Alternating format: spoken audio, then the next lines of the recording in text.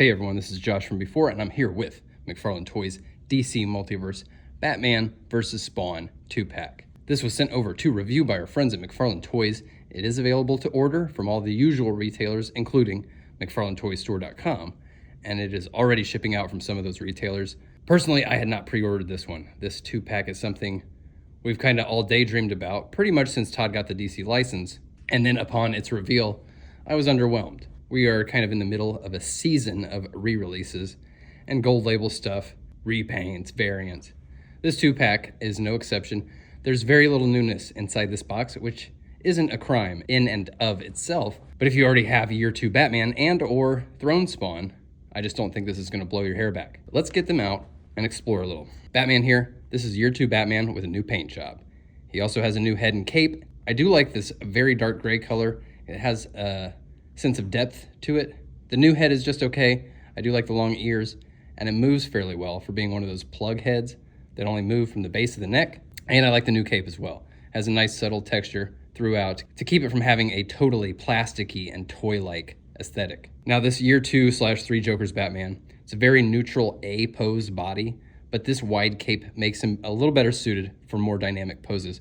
Although you can kind of see even in an action pose, there's a stiffness about it. But this is Year 2 Batman, warts and all, and I really mean warts and all, folks. Namely, lack of sculpted gloves. It looks bad, and the painted glove ends before the third fin, which is just baffling. This figure is a relic from before we started getting the sculpted ball joint wrists and ankles, so those aren't entirely attractive, and here's where I tapped out, folks. Remember Year 2 Batman's arm problem? A ton of us, myself included, had their arms separating at the bicep. Well, guess what?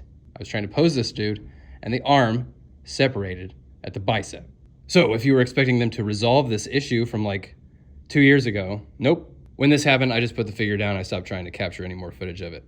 Just a complete buzzkill, and now I really never want to see this Year 2 body again, and I can't help but assume that there's a high likelihood of this happening to you as well. So I can't advise picking up this figure. I know that won't dissuade everyone, which I completely understand. Sometimes you see a specific colorway of a figure and it totally speaks to you, but buyer beware, the QC issues, they could bite you. So Batman's a bust. But on the other side of this 2-pack, Spawn here has some pretty good reasons to perk us up. This is a re-release of Throne Spawn, now with a full cape. And it is a pretty fantastic cape. I believe they started with the sculpt of the half cape from Throne Spawn. Look at the wrinkles and the folds, identical between the two. And the lower 2/3 of the cape are slightly at odds with the top third. You see how it kind of has these squared off geometric shapes up top, and then they start to take on more curves here below the original sculpt. I do love the way the cape feels alive here at the bottom, and on the sides, you have the scallops and the points of the cape kind of acting like tendrils that defy gravity and have a mind of their own. That's very cool. You can also see that this new one is a deeper black than the Throne Spawn. Both look good in their own way. That's going to be a matter of personal preference. But the silver skulls objectively look much better on this new one. Still missing paint on the right gauntlet here. It doesn't wrap all the way around, which is just silly. He comes with this monster sword, which I believe is new.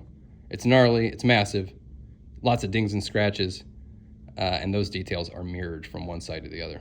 It fits in his hand easily, and you know what? Someone recently tried to say that McFarlane figures couldn't hold a sword with 2 hands. So I'm going to do that right now, because it's not difficult at all. I've literally been able to do this with White Knight Azrael, and he's got beefy cannons, so I don't know, man.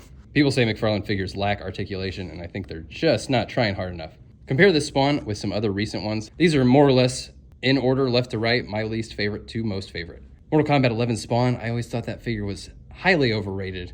It looks good, but the cape is just not a true Spawn cape, in my opinion. And then Throne Spawn rocks, but the full cape on this one makes it feel more complete. And then modern Kickstarter Spawn with the hamburger head, shoelace face, and real metal chains and all the paint on there, that is my jam, even though the boot is on the wrong leg. Speaking of shoelace face, Spawn got that classic shoelace stitching on his face after his encounter with Batman. They retconned it, but that's where that came from.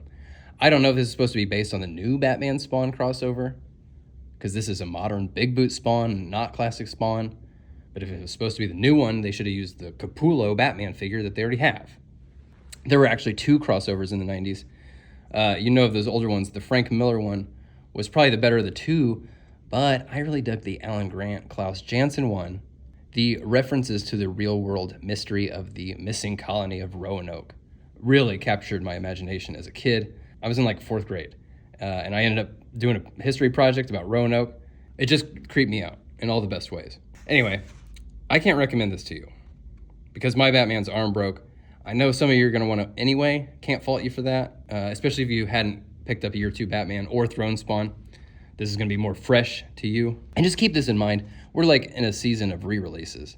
Remember that the unique new sculpts, they tend to come with the quarterly Build-A-Fig waves, the other quarterly waves of 4 that don't have the Build-A-Fig, and then there's like a little wave of 2 figures every month or 6 weeks, and then now the quarterly 7-inch Page Punchers waves.